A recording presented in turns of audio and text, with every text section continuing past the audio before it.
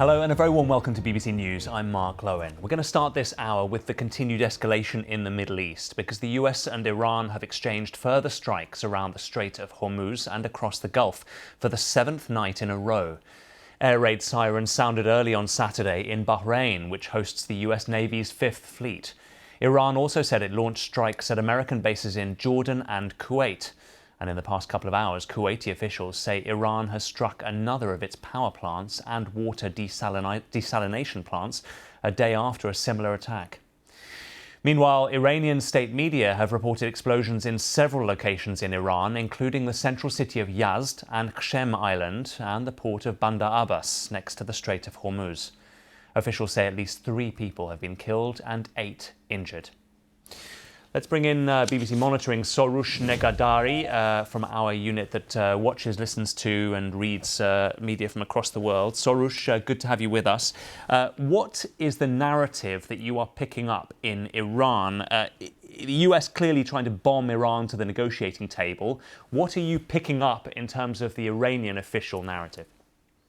Yes, I'm glad that you made that point about U.S. trying to force Iran into coming back to the negotiating table with these attacks. That seems to be what they're saying because Iranian officials and media have directly responded to that. And we had officials saying in the past couple of days that Iran will not be forced back to the negotiations with these attacks.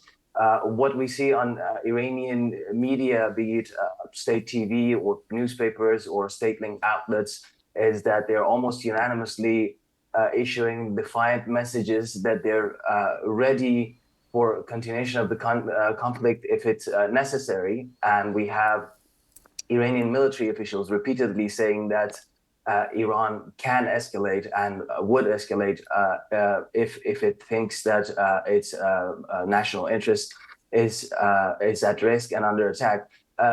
Late last night, we had this top advisor to the supreme leader and the former chief of the IRGC himself doing an interview with the state TV and saying that Iran, the reason that Iran has not escalated yet is that they are basically considering the timing, and said that Tehran is ready for an offensive phase of the escalation. So the message coming out of Tehran seems to be very defiant and seems like, just like the U.S., they don't want to be the first one that under the pressure goes back to the negotiation, basically. Yeah, and I also saw that senior advisor you mentioned said Iran will resume a full-scale offensive if U.S. strikes continue for 2 or 3 days. So clearly that is the fear here. But also, Soroush, with that escalation comes the continuing alienation, I suppose, of Iran's allies, including Oman,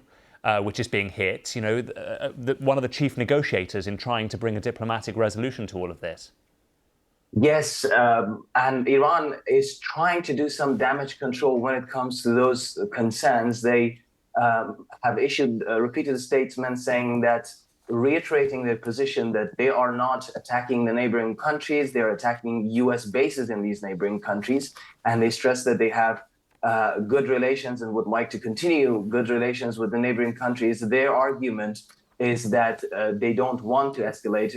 This senior advisor last night again said that they had to expand the conflict to the regional countries because U.S. has bases there and they are using those bases to attack Iran. So Iran justifies these measures like that. In some of the recent IRGC statements on the attacks, detailing the attacks on these interests, they directly addressed the people of Kuwait and Jordan, for example, and they said that you are brotherly nations and you're a Muslim nation like us.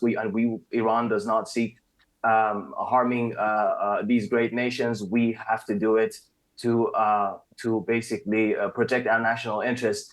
How much that would work, or how much media attention it will get in the Gulf countries is a different question. But that is what they're trying to do some damage control and prevent further harming of the relationships with their neighbors in the Gulf. Soroush Negadari from BBC Monitoring, great to get your thoughts. Thanks very much.